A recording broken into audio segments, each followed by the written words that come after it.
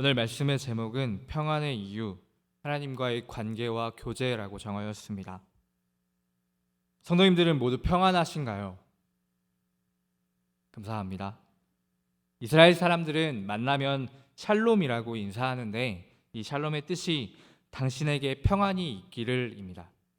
히브리어에서의 평안은 편하고 지극히 좋은 상태를 뜻합니다.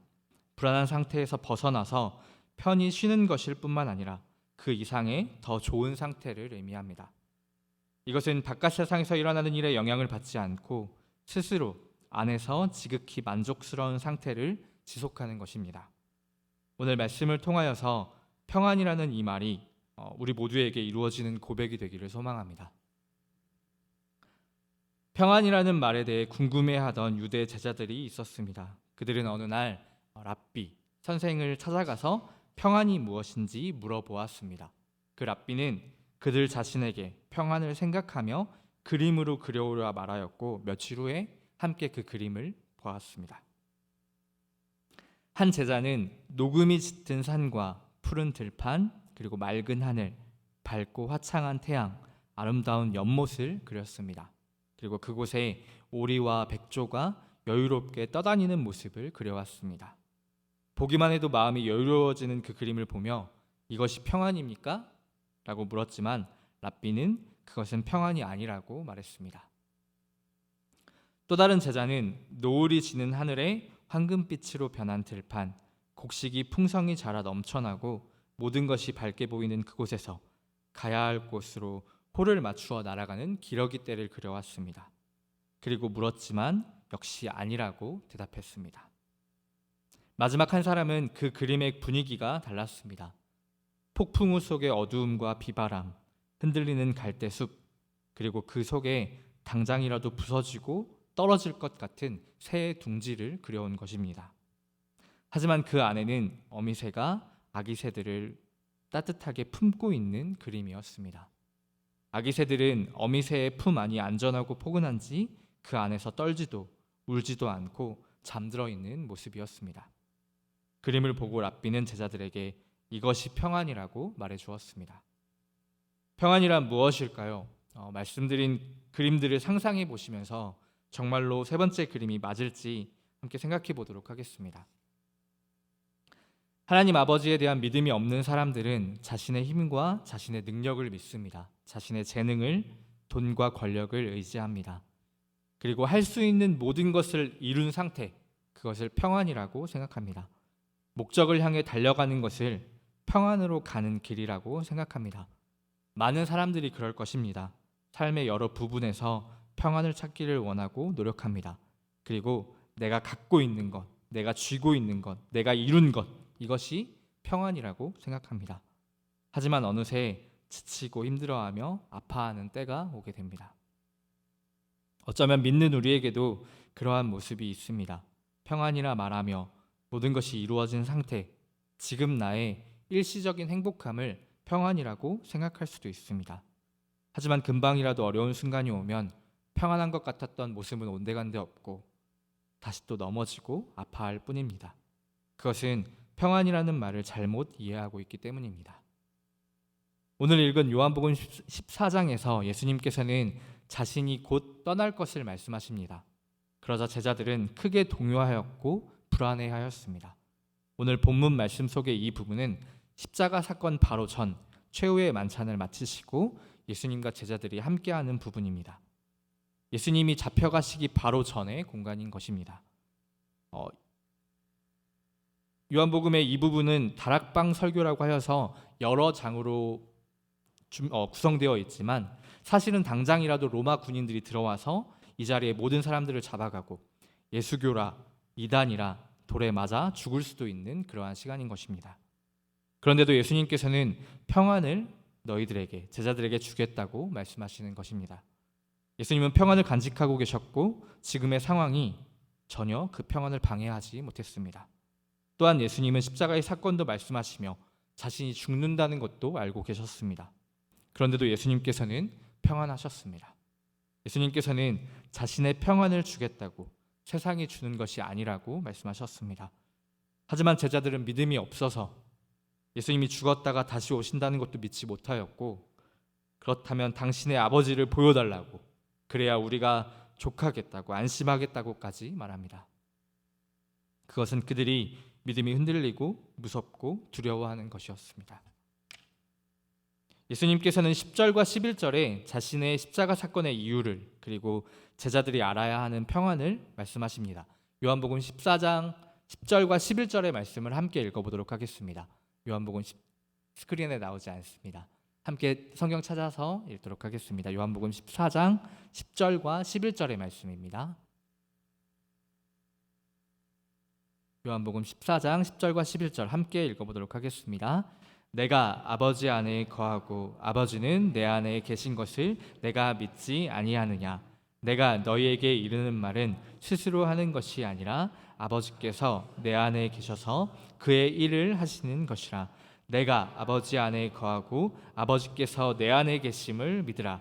그렇지 못하겠거든 행하는 그 일로 말미암아 나를 믿으라. 아멘. 예수님은 지금의 이 일이, 십자가의 사건, 내가 떠나는 것이 아버지의 일이라고 십자가의 분명한 이유를 말씀해 주십니다. 그러면서 자신의 평안의 이유를 말씀해 주십니다. 그런데도 제자들에게 있는 믿음의 완전하지 못함과 평안이 없음을 보시고 아버지께서 행하시는 그 일로 인하여 나를 믿으라고, 다시 자신이 돌아올 때에 모든 일이 이루어졌을 때에 알게 될 것이라고 말씀하십니다. 예수님께서는 불안해하는 제자들에게 계속해서 평안을 주겠다 말씀하십니다.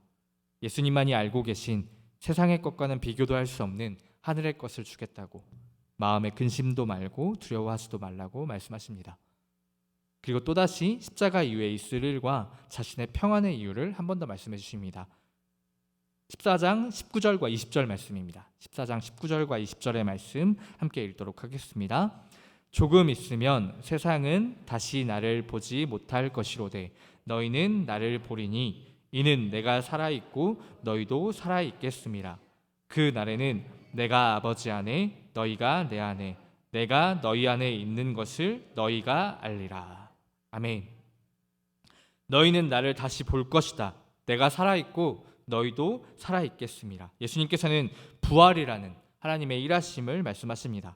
그리고 내가 아버지 안에 아버지가 내 안에 있다라는 것을, 더 나아가서 너희가 내 안에 내가 너희 안에 있다라고 제자들에게 알게 하려 계속하여 말씀하여 주십니다. 성도님들께서는 아시겠나요? 당신이 죽는다는 것을 알고 있으면서도 배신당해 버림받으며 멸시와 고통당할 것을, 살이 찢기고 못 박히실 것을 알고 있으면서도 예수님께서 평안하셨던 이유는 바로 이것입니다. 하나님 아버지께 당신이 있고 자신의 안에 하나님 아버지께서 계신다는 믿음, 그것이 예수님께 있던 것입니다.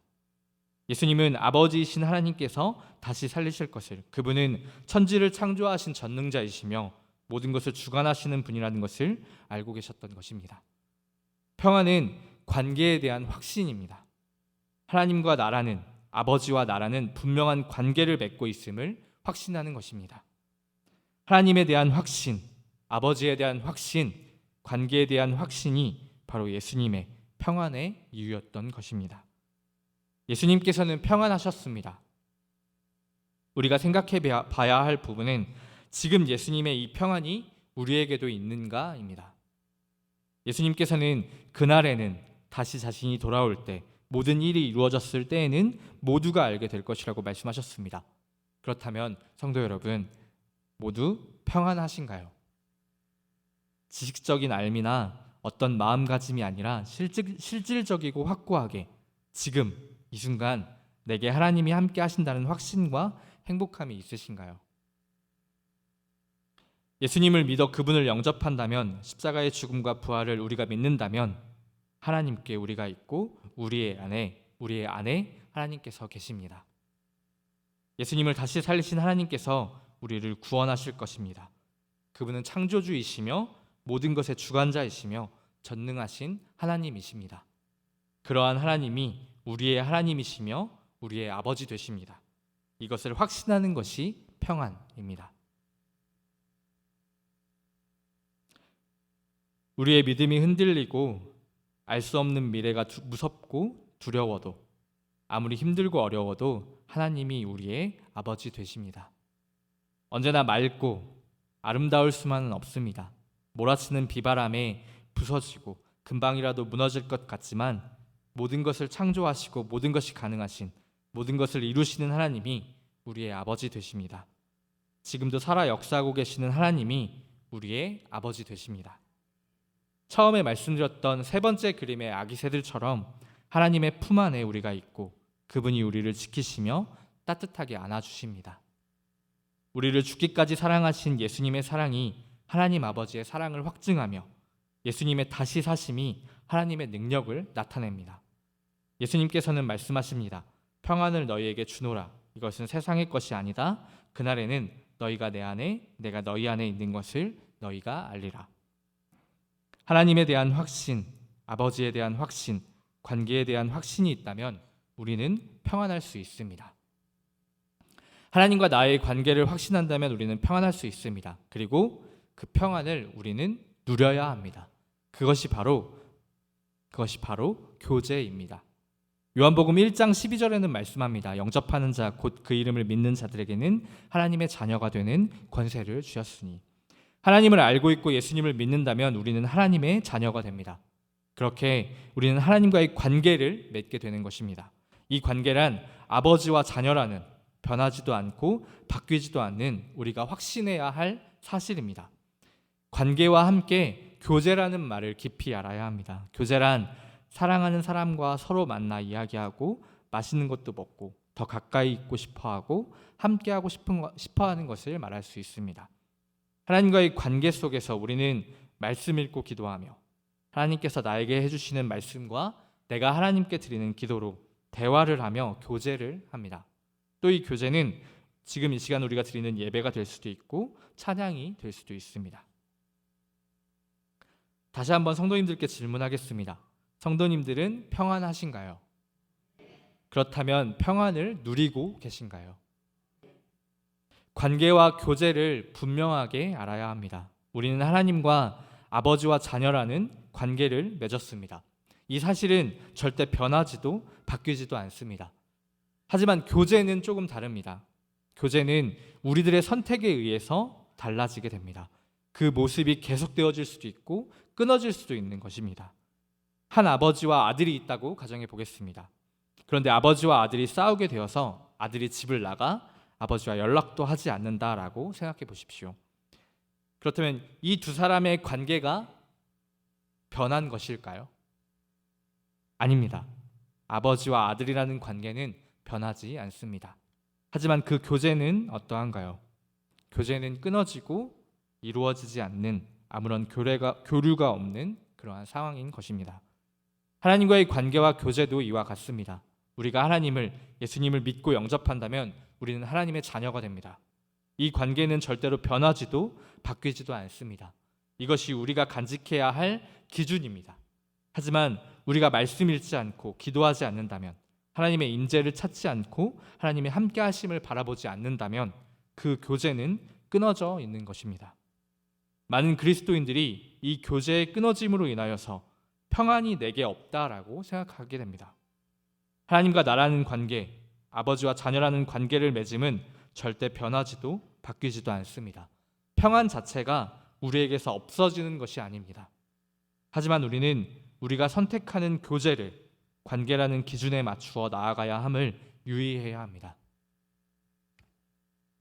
신학대학원을 들어가서 저희 반을 담당하셨던 교수님께서 처음으로 하셨던 말씀, 그 질문이 다음에 저의 말입니다. 얼마나 말씀 읽고 있고 얼마나 기도하고 있느냐, 삶 속에서 얼마나 하나님을 인식하고 있느냐라고 그 교수님은 물어보셨습니다.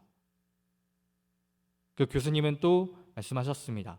삶을 예수화해라. 생각을 예수화하고 너의 시간을 예수화해라. 하나님이 너의 하나님인 것을 인식하며 살아야 하고 매일 모든 순간에 하나님께서 함께 하심을 기억해야 한다. 말씀을 읽으며 하나님의 음성을 듣고 기도하고 순종하며 더 간절히 하나님과 함께 하려고 노력해야 한다. 그렇지 않으면 지금 너희의 신앙으로는 세상 속에서 빛을 발할 수도 없고 살아갈 수도 없다라고 말씀해 주셨습니다.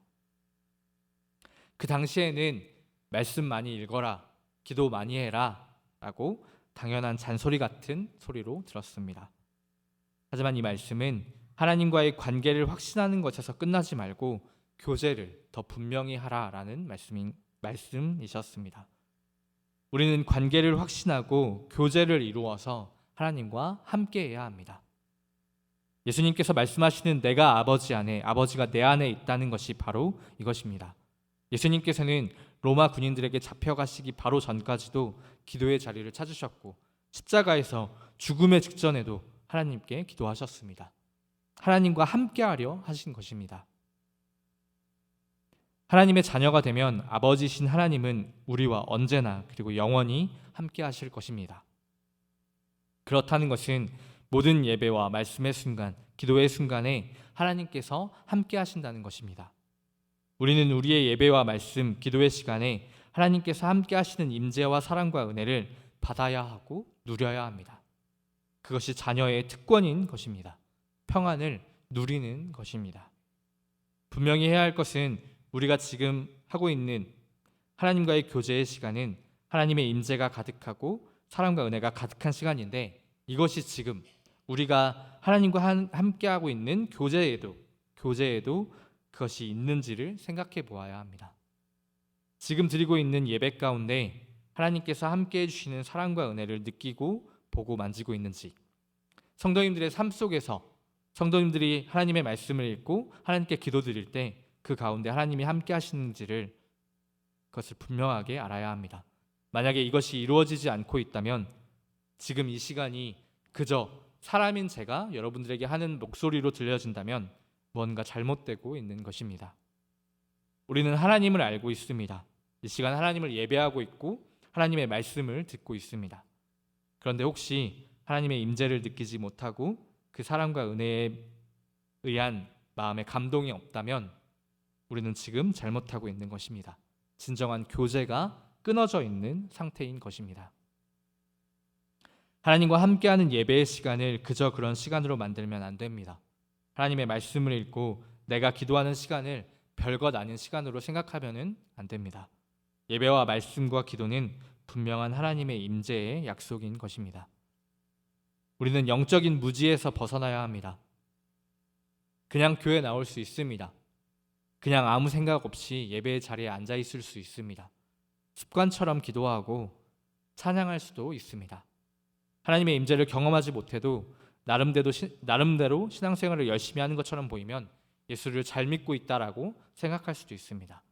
자신의 신앙이 무미건조하고 감동이 없으며 무엇인가 변화해야 한다고 생각은 하지만 나름대로 노력하고 있고 종교적인 행위를 멈추지 않고 있기 때문에, 중단하지 않았기 때문에 나는 괜찮다라고 생각할 수도 있습니다.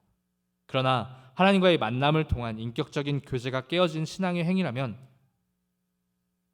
그것은 우리의 신앙을 형식적인 모습으로 만들 뿐입니다. 하나님과 함께해야 합니다. 관계를 확신하고 교제를 이루어야 합니다. 평안이 우리에게 있다는 것을 알게 되었고 그 평안의 주체가 변하지도 바뀌지도 않는다면 우리는 그 평안을 누려야 합니다. 신령과 진정으로 교제하십시오. 우리는 하나님의 자녀임을 잊지 마십시오. 그리고 자녀의 권리를 잃지 마십시오. 평안하십시오. 그리고 평안을 누리십시오. 하나님이 우리와 함께 하실 것입니다. 우리 모두가 언제나 그리고 영원히 하나님과 함께 하기를 소망합니다. 기도하겠습니다.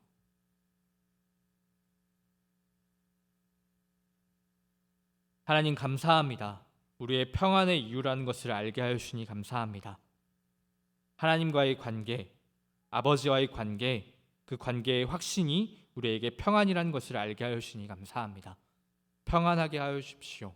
그 사실을 잊지 않으며 하나님과 언제나 영원히 함께 할 수 있게 하여 주십시오. 하나님과의 교제를 잊지 않으며 잃지 않게 하여 주십시오.